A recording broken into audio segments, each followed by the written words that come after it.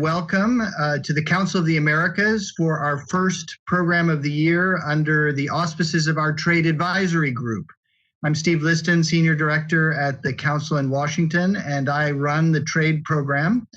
As we enter a new U.S. administration and as the trade agenda once again picks up globally with a new WTO Director General, the trade agenda is looking pretty complicated. From discussions of nearshoring and digital economy taxes to continuing debates about punitive tariffs and the effects of the pandemic on global trade.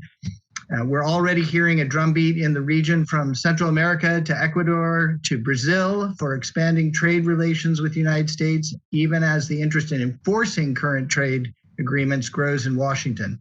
So we thought we'd use this first trade program to set the agenda on regional trade with the United States as we head into 2021, both in terms of the numbers and in terms of the policy dynamic.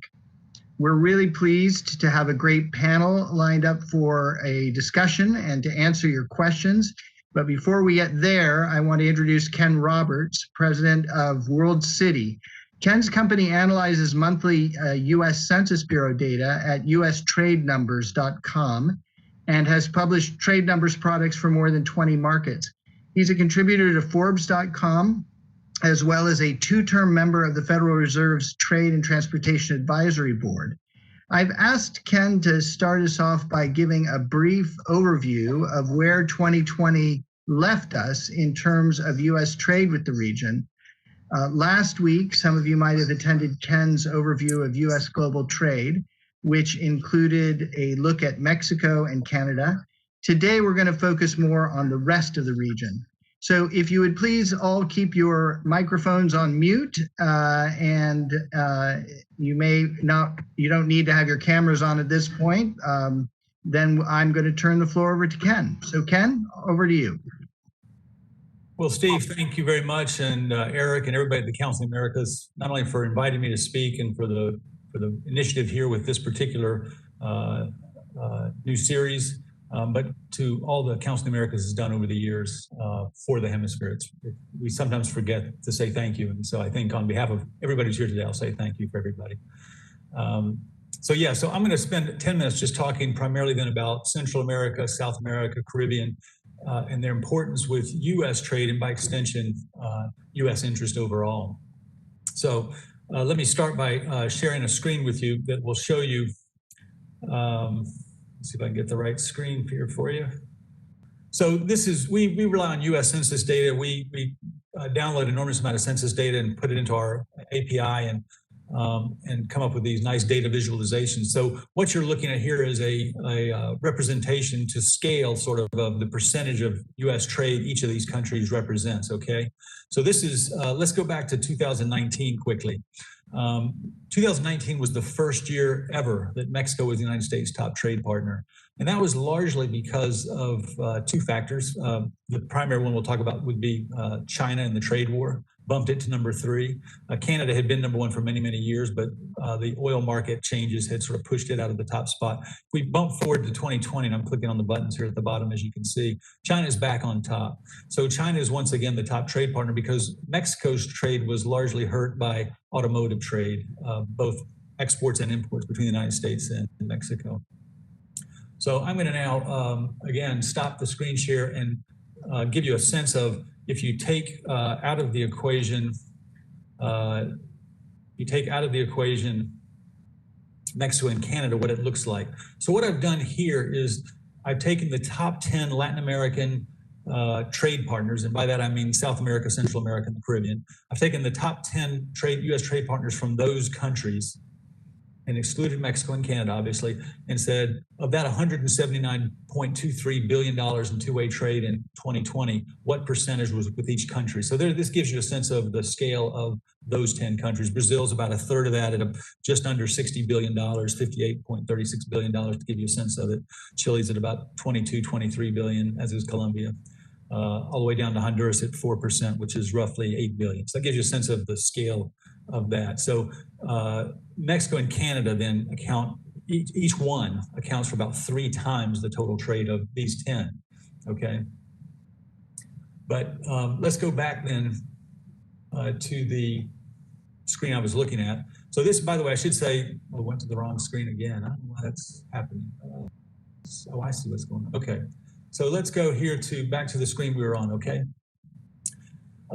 Let's now talk about our daily lives a little bit. I'm going to guess that many of you woke up this morning and one of the first things you did after checking email and so forth on your phone is you probably grabbed a cup of coffee, all right? So let's look at coffee. And what we see is when we look at coffee, 20% and then 19%, 39% come from just two countries, both in the hemisphere. But if you look down the list, you see Guatemala, you see Nicaragua, you see Honduras, you see Peru, you see Mexico, you see Costa Rica. So about 70% of the coffee that's imported in this country comes from within the hemisphere, okay? So let's say, for example, you like a nice fillet of salmon, right? You're trying to cut down on your red meat, you like to have salmon. Salmon, about a third of all salmon that enters this United States is going to come from Chile. All the fresh, in fact, all the fish fillets that enter this country come from Chile, and those are predominantly going to be salmon. Okay, Norway is going to bring in salmon as well, and from China you're going to get mainly tilapia. From Vietnam you're going to get a number of things, but you might get the essence of sort of a catfish-like fish there. Those of you who follow the trade sort of know that story. But 32% of the salmon is going to come from Chile. Okay, so let's say we just had Valentine's Day, right? Some of you received roses, some of you gave roses, and the rest of you we won't deal with today. But when you look at roses, 85 for fresh cut flowers, 85% of those fresh cut flowers, these are largely roses in this case, come from just two countries, Colombia and Ecuador. Okay, in the United States, we like to build things, right? We like to build houses. We like to manufacture cars. We like to build warehouses, condominium towers, office towers. It's hard to imagine now, but all these things we like to build. Well, they all require a number of things, but they certainly all require copper. And 60% of the imported copper coming into this country comes from Chile. Another 23% from Canada and 13% from Mexico. So you can see, again, the importance of U.S. trade. Now, if we think about exports, we had a very large coal mining industry in this country for many, many years. That has certainly waned. There's many issues with coal, obviously. It's an industry that's, probably on its last legs. But if you look at coal, where we export our coal, you can see that in 2019, 10% of all coal was exported to Brazil. If you bump it up to 2020, it moved up to 12% in number 2 rank. So Brazil is an important market for coal. Well, Brazil is not just an important market for coal, it's an important market for many things. If you look at overall U.S. exports, and by the way, I've opened all these tabs to save the time of having to have these things redraw all the time for you. So if you look in 2019, you can see that, so Brazil ranks about number 16 overall in U.S. trade. But if you look at, we'll go to 2020 here. If you look at all exports, Brazil ranks number 9, I believe. This is 1, 2, 3, 4, 5, 6, 7, 8, 9. So Brazil ranks number 9 as a U.S. export partner. In other words, for U.S. exports, it is the 9th biggest country. If you switch that over to tonnage, Brazil moves up to number 6. Okay, so Brazil is, needless to say, is incredibly important to Brazil. We also have to make sure that our farmers are fed. They're feeding us. We got to make sure they're fed. So the farmers like to export corn, right? So if you look at it, you can see Mexico is about 30%, a big chunk. Then here's China and Japan, obviously. But if you look at down the list, you see Colombia at 9.2%. You see Canada there at 4.6%. But then you see Guatemala. You see Costa Rica, you see Honduras, you see Peru, you see Venezuela, you see El Salvador, you see Dominican Republic, Panama, Chile, on and on. So a very big market for our products, from coffee to corn and in between. So I'll spend the rest of my time just looking then at the impact of the COVID-19 pandemic on U.S. trade with some of these countries. We can't obviously hit them all, but we'll hit a few.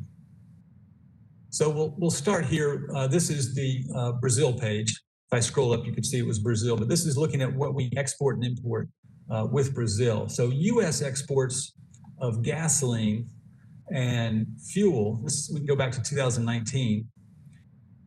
And you can see it was 20% and 16%. And if you bump to on civilian aircraft and parts, if you bump it forward, you see it didn't change much. Now, civilian aircraft and parts are a big industry with Brazil because, I just blanked on the Brazilian manufacturer, Embraer. So Embraer is a huge manufacturer, obviously in Brazil, with significant interest in the U.S. market. But if you look at those two, by percentage, it doesn't look like it was too bad. But gasoline exports dropped 24%, and aviation and civilian aircraft and parts dropped 30%. If you look, I'm going to scroll down now to the oil. Here's oil. This is in 2019. You can see this is an import into the U.S. Oil accounted for 12% of the value of those imports. We jump forward to 2020, that 7% becomes 6.7%. A big drop. Oil imports from Brazil fell 56%. So what's going on here? As we all know, we're not driving, we're not flying. So consequently, there's a lot less need for oil and gasoline. Let me jump ahead now to, this is going to be Chile. And by the way, you can see the URLs up in the top portion of the screen here, right there. So the reason I'm highlighting this, I'll tell you why in just a second.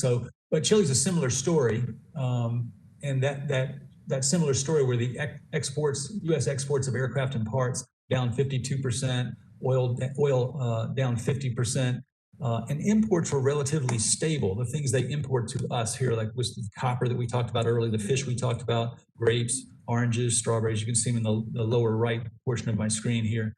Watch what happens. This is the percentage of trade that's an export versus an import. So 60% of what we trade with Chile in 2019 was an export. And that's sort of flopped from the U.S. average. U.S. average is 60-40 the other way.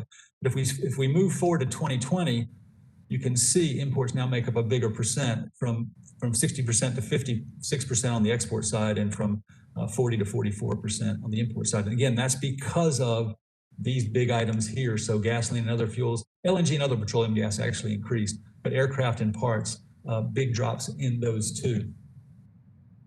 So we'll skip ahead now to Colombia. Colombia, it's going to sound like a broken record here, but oil accounted for 45% of all the value of all U.S. imports from Colombia in 2019. Watch what happens, down to 31%. So what you see now is gold is at 13%, and gold was, I'm going to switch back to 2019, gold's over here in this green color at 3.8%. So what's going on there? Why did gold and oil sort of almost do a flip-flop, if you will? So, and this is the import side, by the way. I think I said, yeah, it says it clearly. So what's going on there is oil went down 31%. Oil went down 47%, excuse me, from 2019 to 2020. And gold, on the other hand, jumped 160%. What's going on there? Well, we know why oil's down. What's going on with gold? Well, when an economy is, when people are nervous about the condition of the economy, the value of gold goes up and mining of gold goes up. And that's precisely what's going on in this case. So we'll skip ahead we'll get in the Caribbean here with the Dominican Republic. Okay, Dominican Republic, the top U.S. Gasoline is the top U.S. export to the Dominican Republic, and it drops in 2019. It was 17% of the total, as you can see here. Okay, and we'll jump ahead to 2020, and it drops to 9%. So it's a very similar story. We'll take a quick look at Costa Rica before I wrap up here. Let's see if we can get Costa Rica on my screen here. This is Costa Rica. And what we'll see here is gasoline exports fell. Okay, we'll sort of end it with a slightly positive note here. So gasoline exports, let's put it back to 2019 real quickly. So gasoline exports, you can see we're at 21%.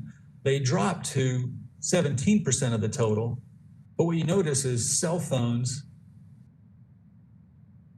and computers actually increased as a market share. And what's going on there is, as we all know, many of us are homebound. Most of us probably on this call today are homebound. So suddenly we felt, I need a new laptop, I need a new desktop, I need a new cell phone, whatever it might be. People are investing in a new type of work environment, and that's what you see going on there. So what I've tried to do in just a few minutes here is talk a little bit about the impact of the pandemic on trade, U.S. trade with these countries, as well as show you, even though the total trade may not be enormous with all these countries, it affects us in our everyday life, from when we wake up in the morning, have our coffee, to when we finish our last meal of the day and have that nice salmon fillet. So with that, I will turn it back over to Steve. Thank you. Thank you, Ken. It gives us just a sense of, how big these shifts were in the last year, obviously, and how much there is to do in terms of re-energizing trade. But I'm not going to talk about that. I'm going to let our panelists talk about that. So I'd like to introduce our two other panelists for the day. Mauricio Mesquita Moreira is Chief Economist and Research Coordinator for the Trade and Integration section at the IDB. He holds a PhD in economics from University College London, and before joining the IDB, he worked in the research department at the National Development Bank of Brazil and taught classes at the Federal University of Rio de Janeiro. He is the principal author of various studies, including Muy lejos para exportar, los costos internos de transporte y las disparidades en las exportaciones regionales en América Latina y el Caribe, 10 years after the takeoff, taking stock of China, Latin America, and the Caribbean economic relations, and unclogging arteries, a report on the impact of transport costs on Latin America trade. So he's a great person to have joining us today. Our own Eric Farnsworth, Vice President of the Council in the Washington office, is our third panelist. Eric has led the Washington office since 2003. After serving with the U.S. Department of State, the Office of the U.S. Trade Representative, the White House, both the U.S. House of Representatives and the Senate, and in the private sector. Eric, you don't look that old. Eric's degrees include an MPA in International Relations from Princeton's Woodrow Wilson School. So I'm going to ask both Eric and Mauricio to just comment on what they heard or make any initial sort of reactions to what Ken presented. I'm going to start with Mauricio and just ask Mauricio, what do these trade trends with the U.S.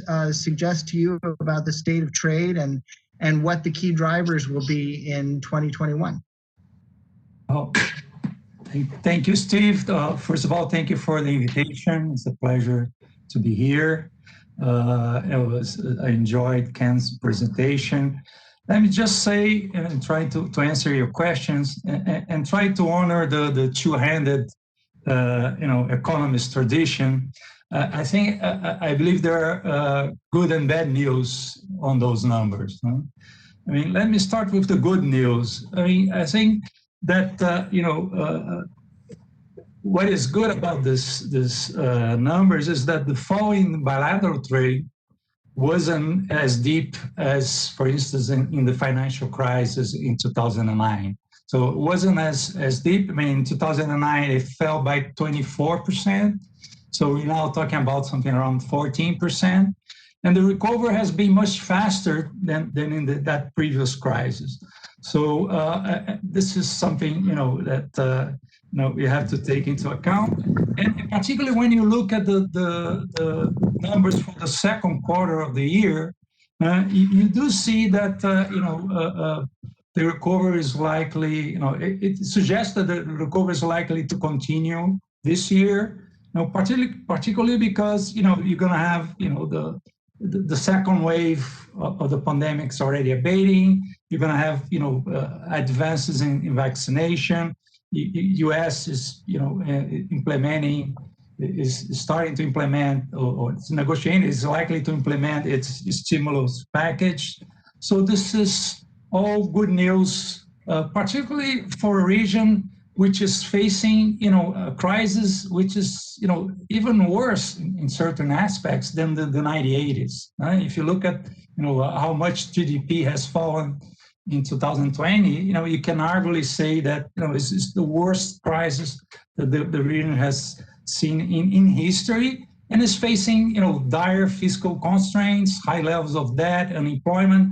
So trade is perhaps one of the only ways where, it can recover. So seeing the U.S., showing signs that, it's going to recover, it's going to, trade more with the region. I think it's a good sign. The bad news is that, contrary to the expectations of trading becoming more regionalized, Ken mentioned the thing about, and Steve as well, about nearshoring, the idea that, because of the China tariffs and because of the pandemic, this race for resilience in the global value chains, we would see the region perhaps gaining ground on the US market and becoming more integrated.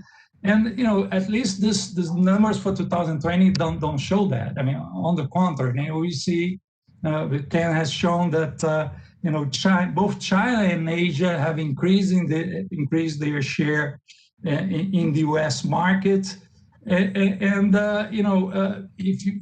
Particularly if you look at the numbers of the fourth quarter, it looks like it's going to continue, in 2021, and it's going to continue this year. And it's interesting as well that China and Asia is already trading with the US at a level above of 2019.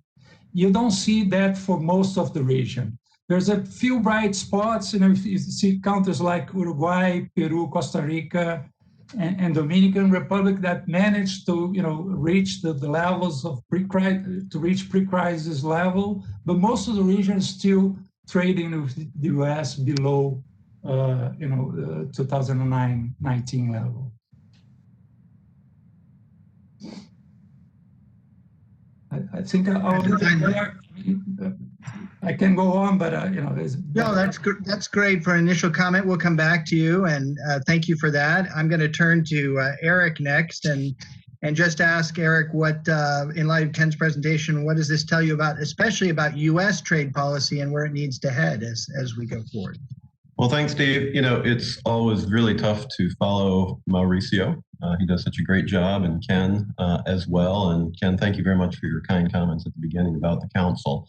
My initial reaction to Ken's presentation and then how that might impact U.S. policy was that there is recovery coming and it is underway. Perhaps Mauricio has already indicated, but it was striking to me that once again, it appears, at least based on the approach that was taken, that a lot of this is commodities based again. And that makes sense because, of course, China is back to growth and much of South America in particular, but other countries in the region are commodities based economies. But one would hope that as we come out of this terrible pandemic that has affected the entire hemisphere, that indeed Latin America would find a way to move up the value chain.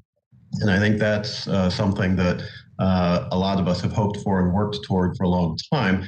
We're not necessarily seeing the results of that just yet.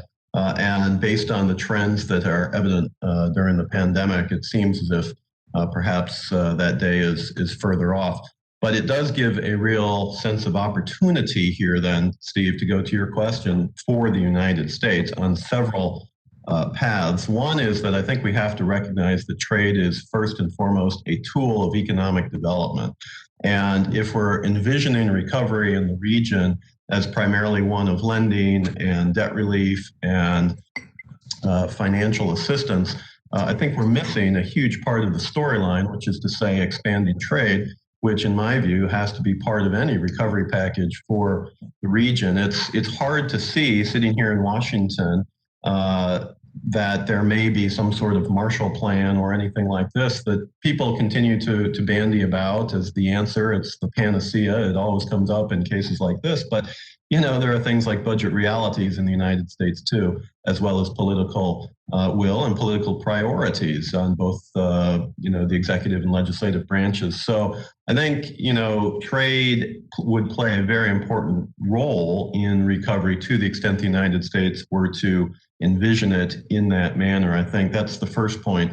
The second point is that trade is also a way to promote certain priorities that the United States and the new administration have clearly articulated going forward. Among them, clean energy. Among them, the recovery from the pandemic in terms of medical equipment and supplies, pharmaceutical products, vaccines. There's no reason, for example, that we can't already be in conversations with the region about a clean energy compact or a vaccines compact or some way to expand trade on a sectoral basis that could be a down payment for a broader discussion. China has already started those conversations. Whether there is much substance to them or whether it's more smoke and less fire, I'm not sure we know the answer to that just yet, but I can tell you that there is a huge PR component that China has already reaped from that, from those discussions, from the idea that China is a friend of the region when the region needs friends. And this is a huge opportunity, but then for the United States, but then it also becomes a real challenge to the US to the extent we don't begin to see what's really at stake in the region and mobilize and take specific steps to address those issues. So let me leave it there. I could go on, as you know, for a long time, but to me, I really see this as an opportunity, but it's an opportunity we have to grasp in the near term. Thanks, Eric. And thanks to all three of you for sort of setting the plate here. I've got a whole long list of questions I want to ask, but I also want to allow our audience to ask questions. And the way we're going to do that today is if you have a question, would you please send me a chat and just make sure you include your name and affiliation so that if you want to be identified, if you don't have to. And I will pass those along as they come in. And so please do that. And while we're waiting for questions and hoping for those, let me turn back to Mauricio. Eric mentioned China, and obviously that's a huge discussion. As you compare Latin America trade with the U.S. and other regions, what kind of differences and similarities do you see emerging, Mauricio? What do you see as being the key things that are driving trade with the U.S. versus trade with Asia? Obviously, we talked a little bit about the commodities part of it, but how do you compare those? How do you see them going? What are the drivers? What's going on from your point of view at the IDB? Thanks, Steve. Look, I think when you look at the figures, it's pretty clear that the Latin America's pivot to China is far from over. In fact, it has only intensified in the last year. If you look at the numbers, China's share of Latin American trade is the highest ever. It has reached 20%.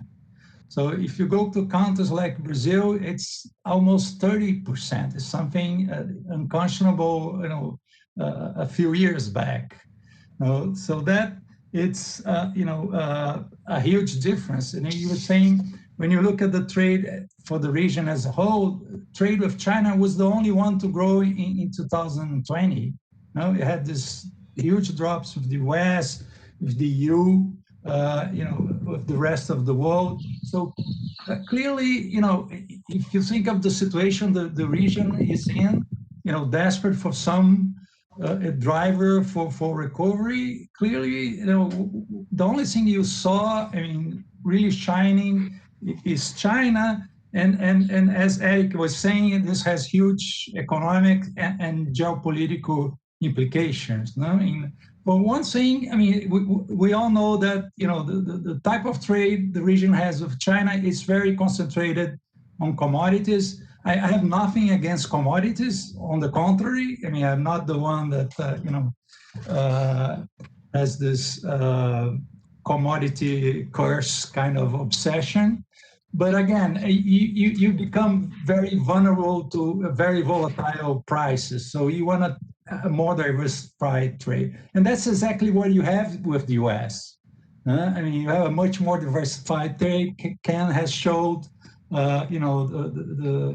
the figures for, a number of countries in the region. You clearly see, for Brazil, for instance, you have a lot of manufacturing goods, crossing borders, which is something that, usually it gives you, it's more stable and have a lot of spillovers, good externalities for the countries as a whole. So we are the way things are going, we are becoming, the region is becoming even more dependent on China, even more dependent on this kind of commodity trades.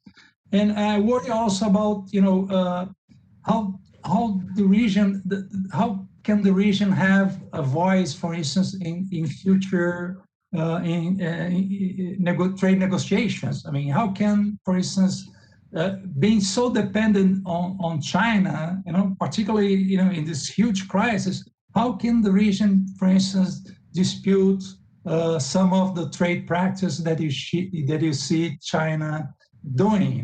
The state companies, all these discussions in the WTO. So it's clearly, with their arms,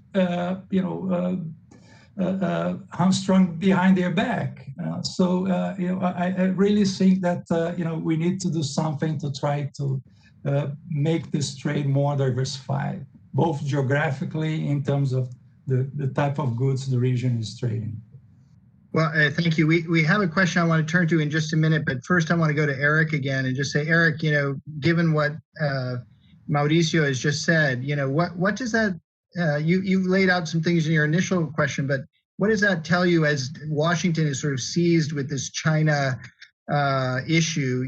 What should Washington, what should the Biden administration, what should Congress be looking at in terms of trying to level that playing field? I think it's a really important point. Maybe it's the fundamental question. I think Mauricio laid it out really, really well. As always, the word that I didn't hear him say, but that certainly occurred to me, was leverage. Beijing has huge and growing economic leverage over Latin America at this point. And the issue that we've seen is Beijing is increasingly willing to use that leverage for broader political goals. And so that is a really important point that I think we have to recognize. We've seen that already used with certain countries, and we can anticipate more going forward. So again, my view is that Washington needs to see these issues in a strategic sense. It's funny, in the previous administration, Bob Lighthizer, the former USTR, wrote an article in Foreign Affairs magazine, Foreign Policy, one of these, which said that there's really no strategic component to trade. I wrote an article in August, which is linked in the chat section, that says that trade is fundamentally a strategic issue. So those on the line can decide which of us you want to align with. But the point is that, in my view, trade, yes, is economic. Yes, it's about development. Yes, it's about growth and recovery. But at the end of the day, there is a massive strategic component here. And we put ourselves, we, the United States, put ourselves at a strategic disadvantage if we don't recognize that and, frankly, pursue those issues in the context of the Western Hemisphere. This is a region that is broadly democratic, broadly pursues open market principles, is broadly shares values with the United States. And those values, as Mauricio was alluding to, but I'll be more explicit, are not shared by state-owned companies from China. And so I think this is a really important time that we need to be thinking which direction can we go together in the region if we're going to try to get to the end goal of a region that is, as President Biden said to the Council of the Americas when he was vice president, is middle class, democratic, and secure. And I think that's the right goal. That's the right place to try to end up. I think trade policy can be, and frankly has to be, part of that broader conversation. The final point there, I would say, Steve, if I can extend for another 30 seconds, is simply to say that that doesn't mean that we need to do things the way that they've been done, right? We don't need to have a geographically based trade strategy. In other words, all countries in the Western Hemisphere, look, there are going to be some countries in the Western Hemisphere that don't want to participate, and that should be fine. But it shouldn't hold up those countries that clearly want to move forward and want to move forward with the United States, and we should take advantage of that desire. The president of Brazil, for example, has requested of the United States negotiations for a comprehensive free trade agreement. Now, that's politically fraught in the current environment. We acknowledge that. But the point is, to have Brazil, the country that arguably did the most to undermine the original negotiations for the free trade area of the Americas in the 1990s, to come full circle and to request negotiations with the United States. There's something going on there, and I think we in Washington need to recognize that and pursue it to the extent that those discussions could be advanced in a way that would support the priorities and goals that the Biden administration has articulated. So again, my point is that we need to be thinking of trade in a broader perspective. It's not simply the exchange of goods and services, imports and exports. All of that's obviously fundamental. It's very important. But there is a whole other strategic component here that I think we do a disservice to ourselves if we don't recognize and try to pursue. Thanks, Eric. And I think we've got two questions that are very related, so I'm just going to combine them. Santiago Buenahora, who's a tech startup founder, and our good friend Larry Gambiner have both asked related questions. And I want to turn to Ken, actually, first, and then to Mauricio. The question is basically, have we seen any shifts? And I know, Ken, your knowledge goes a lot farther back than those charts go, but are we seeing any shift in this relationship between the U.S. and Latin America? There's all this talk about nearshoring, all this talk about moving things into the region that go to the U.S. Are we seeing any of that, or is that just talk? With regard, Santiago's question was with regard to Mexico specifically, if we're seeing any shift there, and Larry was asking more generally whether Latin America has been able to take part in that. So I'll start with you, Ken, and then Mauricio. So it's a very good question. What you've seen with Latin America over the years is you've seen countries do well in bursts and then back off, do well in bursts and back off. Some of that's going to be commodity driven and price driven, obviously, as Mauricio was talking about, and Eric a little bit too. So you've seen Venezuela had a good run there when years ago when oil prices were high and their government was in a little better shape. You've seen Brazil move up. You've seen Colombia move up. You've seen various countries in the hemisphere have good years and good times. We haven't seen it consistently. In the U.S. trade, for the first time ever, Vietnam is now in the top 10. South Korea a few years ago passed the United Kingdom. So you have, the Asians are coming on strong. India is a very strong, increasingly strong trade partner. The challenge then is for many of these countries, Mexico is sort of unto itself because it shares an enormous land border with the United States. And that's just enormously helpful. I do spend a fair amount of time in Texas when I'm traveling, and when I'm not, I spend time in Texas this way. And I can tell you on the border, a lot of these border towns really, really understand trade and are really making significant investments, particularly in Texas where I spend most of my time. So when you talk about Brownsville and you talk about... We lost your sound, Ken. Ken, we've lost your sound. Steve? Now we can hear you. You're back. Oh, I'm sorry. Did I go out? I wonder why I went out. Okay, sorry about that. Well, I won't repeat myself because I don't know who heard what, unless you'd like me to. But the Texas border crossings are really investing significantly. And by the way, they've gotten really hurt in this pandemic because there's been largely Mexico's been okay with it, preventing people coming across as freely as they used to for day shopping. So those border towns have really gotten hit hard, but they're all investing enormously in two-way trade because they get an enormous amount of revenue. So airports and seaports in this country largely are revenue neutral in terms of trade. They don't take tax dollars other than what is paid for the services, right? But the border crossings, particularly on the Mexico side, actually take money and give it to the general funds in most of their communities. And so they really are trade is enormously beneficial to those communities.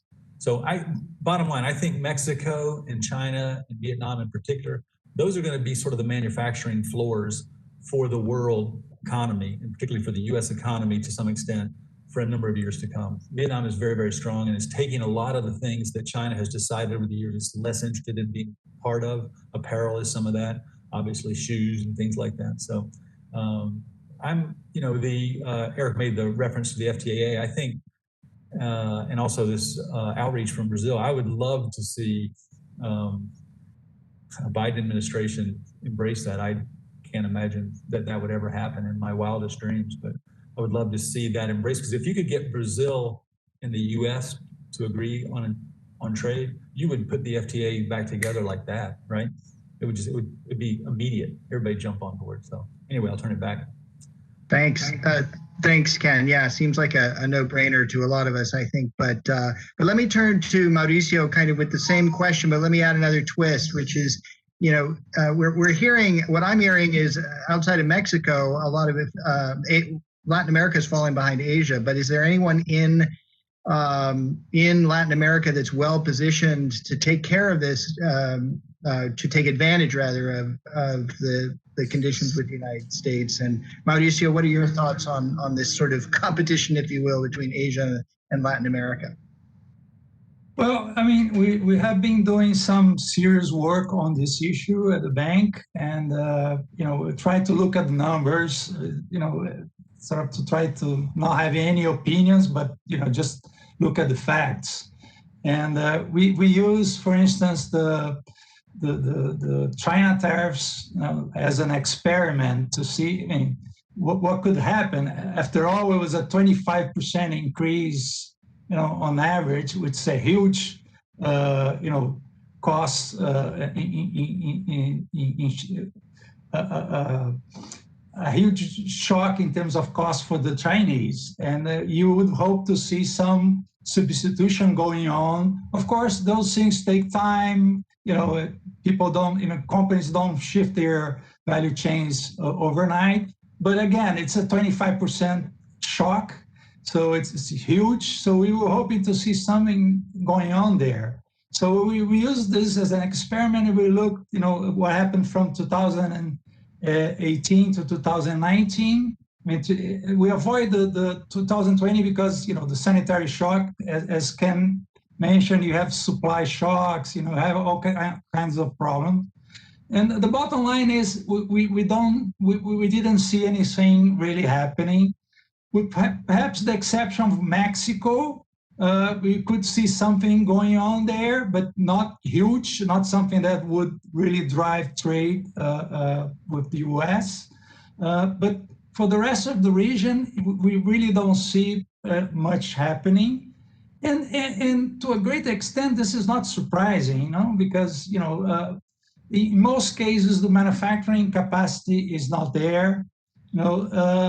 There is this saying that, you have issues with China, but you don't have issues with the rest of Asia. So the labor cost is pretty low in other parts of Asia as well. So you see things like, the trade diversion that we saw and we see is going towards countries like Vietnam, other Asian countries, but you don't see that happening in Latin America.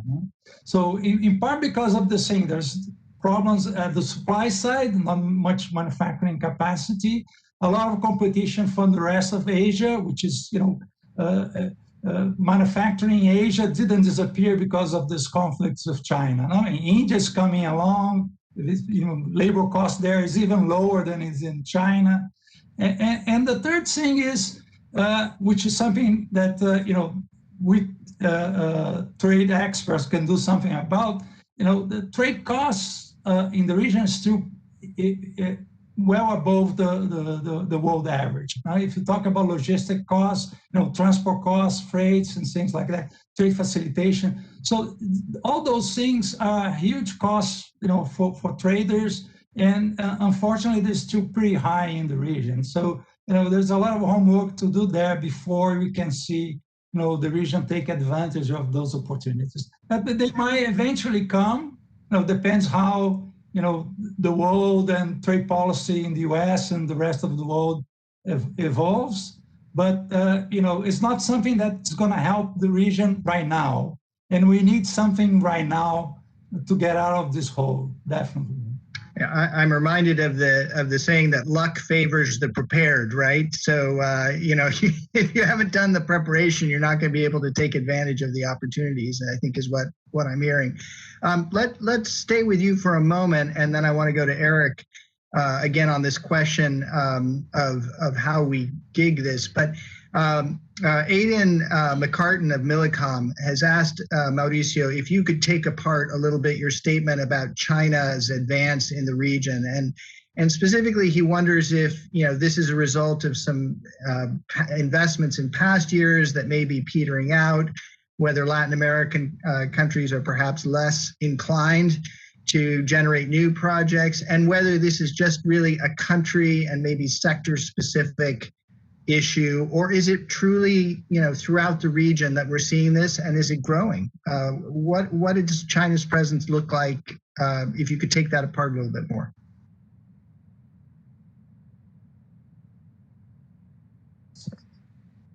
Thanks for the question.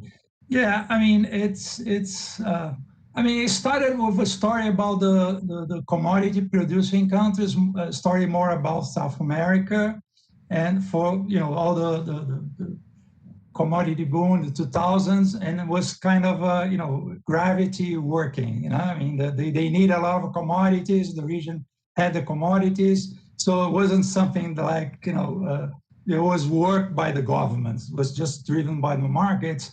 And of course, after this first wave of trade came came FDI, came foreign direct investment, came Chinese foreign direct investment. All over South America, but it went beyond South America now. You see a lot of going on, particularly on the import side. Unfortunately for Central America and even for Mexico, China is not much of an export market for them. But if you look in terms of of being a partner in the import side, China is right there on the top in terms of trade partners. So, and I think, as I mentioned before, the sanitary crisis, the epidemic only helped to reinforce those trends. And as Eric has mentioned, then now you have not only the fact that China has recovered faster, so, and this has had an impact on commodity prices, soy and iron ore. These are all helping a lot. Brazil, for instance, is really, being very privileged because of those increases in commodity prices. But and then there's this vaccine diplomacy, which is also, you don't see much of a supply from U.S.-based vaccines in the region. So it's clearly, getting, the hold is getting stronger, and I think that if the U.S. wants to do something about it, it's going to have to work hard, particularly after what has happened in the previous administration. Thank you, Mauricio. Perfect segue into Eric, because I want to turn to you, Eric, and ask. We'd all love this big trade agreement. Well, at least I think all of us on this call probably would, but we recognize that that's going to be difficult, certainly in the short term. So I have two questions for you, sort of for different audiences, Eric. The first is, short of that big trade agreement, what are the things that the U.S. and Latin governments should be looking at doing to try to increase investment into the region by U.S. companies and from others as well? What are the necessary things? What are the kinds of things that the U.S. should be pushing? And my second question is, what is it important for Latin American companies and governments to understand about the dynamic in Washington in terms of trade right now? These are two big questions, two important questions. Thanks, Steve. I want to also compliment Mauricio's comments and Ken's. Those are brilliant comments and really well made. And again, makes my job more difficult because now I have to come up with something profound to say. So thanks, I guess. But no, to your question, Steve. Let me tell you a story, and it's a story that is true. As a previous mentor of mine once said, it has the benefit of being true. When the TPP, Trans-Pacific Partnership, was first being negotiated and indeed concluded with the United States as a partner, the Central American countries were not part of it, not part of the negotiation. And immediately after the terms of the agreement were public, we started receiving, the Council of the Americas, but also Washington broadly, started receiving delegations of desperate Central Americans saying TPP is going to kill us economically, particularly in the textile sector, because all of the favorable provisions that are being provided to Vietnam will undercut our textile sector and make us non-competitive. And if you want to increase the immigration flows to the United States, that's the best way to do that.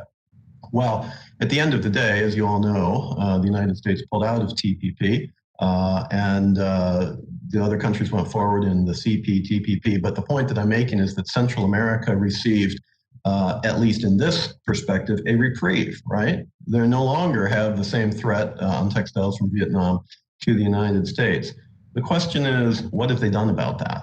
What has the reprieve done for competitiveness in Central America? In my view, not a whole lot. And if I were a leader of one of these countries that is now looking to Washington, looking to the United States for a large aid package for development, I would be already coming with a strategy to say that over the last 4 years, this is what I and my country have been doing to increase our competitiveness, to take advantage of the close geographic and cultural and time zone and language connectivity with the United States, so that frankly, when the United States sees fit to re-enter into the CPTPP at some stage, that Central America could be brought along in that process and no longer lose competitiveness to Asia, but in fact use those trade provisions to build competitiveness in Central America by increasing those supply chains and building that connectivity, which naturally exists. And by the way, that would presumably help the United States in our foreign policy goals, because by creating good jobs in Central America that are integrated into the United States, you all know where this is going, strengthens community, builds jobs, strengthens families, and discourages the migratory flows that we've seen and continue to see from the region. And so these are some things that, we see. If I were to advise, which we do a lot, foreign leaders and delegations, Washington has changed. Washington is no longer the place to come and say, give us trade protection, which is essentially what was being requested in the TPP context, but rather give us the opportunity to help develop our economies, help us to understand how to create these business conditions that Mauricio was discussing, reduce the trade costs, build the infrastructure, reduce friction in the relationship, help us to work together as a region, not as 7 individual countries in the Central America context anyway, and put your assistance money toward the business climate and toward developing competitiveness. I think that would be a very well-received message, but it doesn't stop there. It can't stop there because, as you alluded to, Steve, Washington's a complicated place these days, and we're fully self-consumed, and for all the reasons that everybody knows. But the point is that our ability to concentrate on issues outside our own borders is limited, and prioritizes, other major issues like North Korea and China and Russia and all these things, right? So the region, in my view, can be doing things on their own, even without the United States. For example, we have the USMCA that Ken has talked about in terms of Canada and Mexico. Mauricio has mentioned.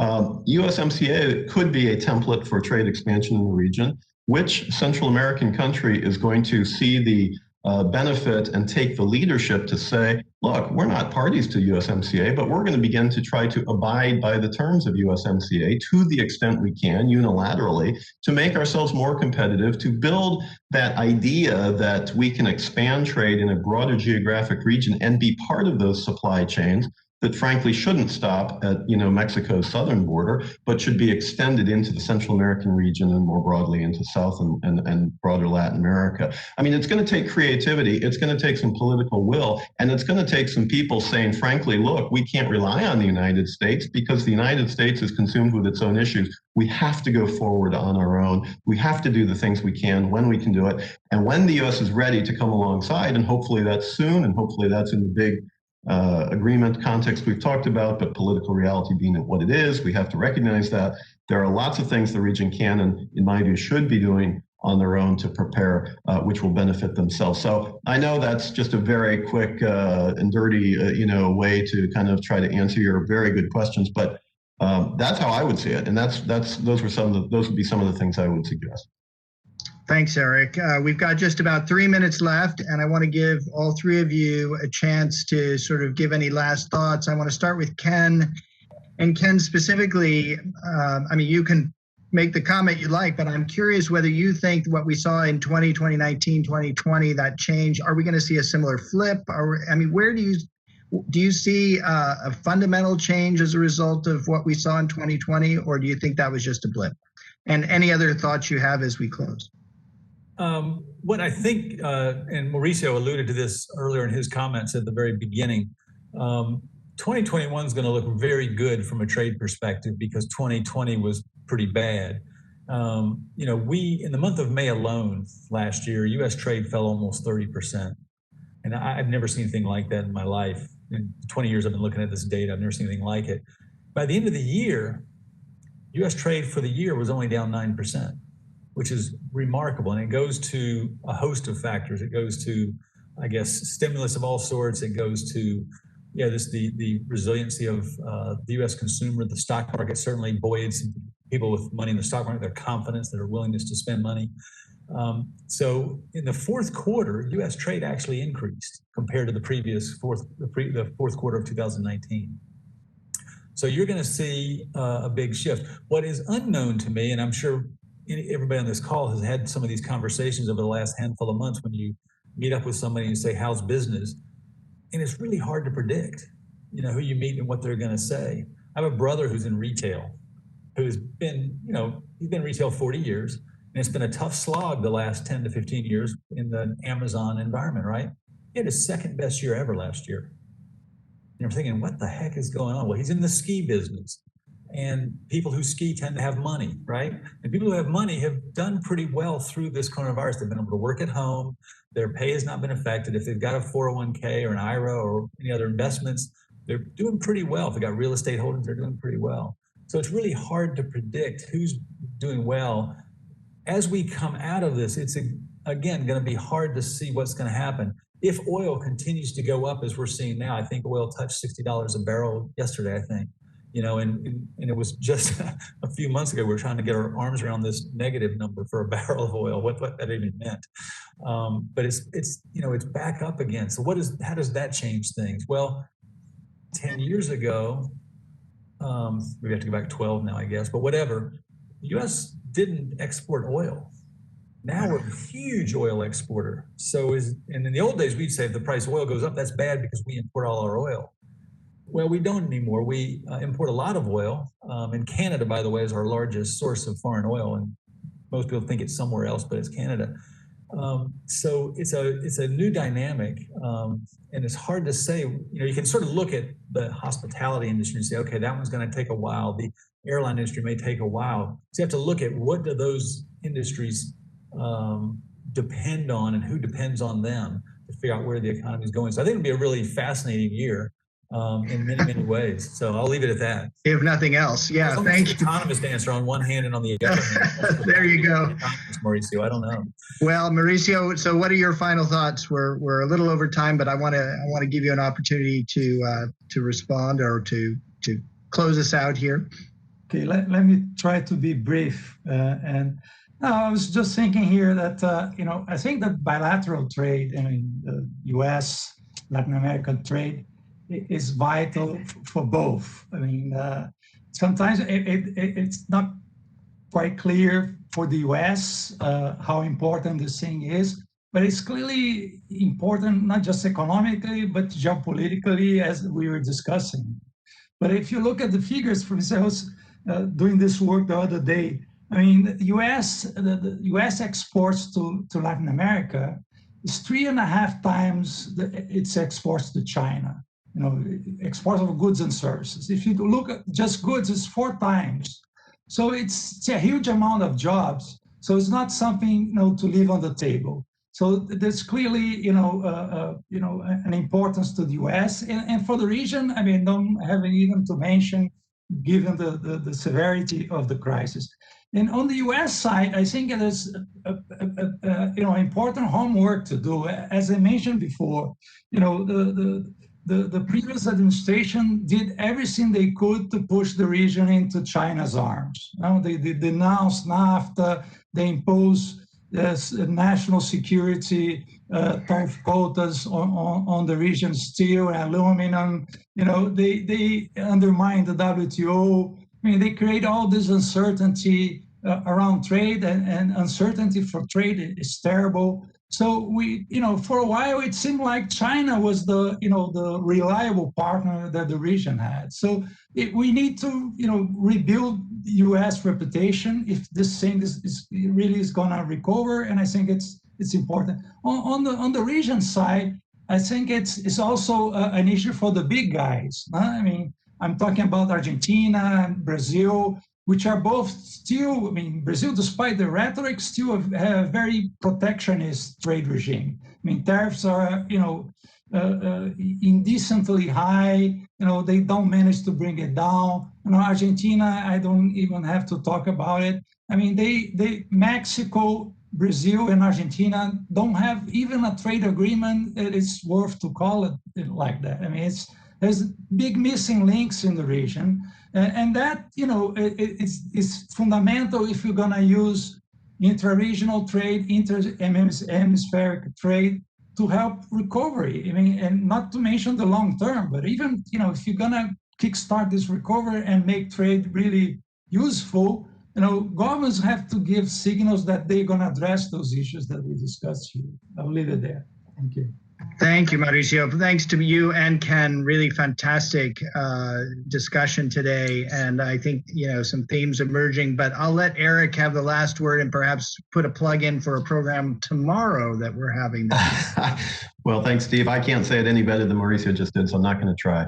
But simply to say that trade, in my view, has to be part of the overall recovery ambition for the hemisphere and for the United States. And if we have it in that context, then the details can be sorted out. But we have to recognize trade has to be part of this discussion. The program that you alluded to is also one that will be talking about these issues, but more broadly as well. We have the privilege to host Felipe Jaramillo of the World Bank, the Vice President of the World Bank, tomorrow. That's also a public program. We encourage all of you to join us if you can and if you have the interest. That will be tomorrow at 11 o'clock Washington time. So I hope to see you all there. Steve, I turn it back to you with my compliments for your expert running of this program. Thank you very much, Eric. Thank you to all three of you. Thanks to all of you who participated and gave us a few extra minutes past the top of the hour. We hope it was useful. We'd love to have your feedback, and of course are eager to engage on trade, as you heard, all four of us. So we wish you the best. Stay healthy, stay safe in the ice and the cold, and we'll look forward hopefully to seeing all of you tomorrow. Thanks so much.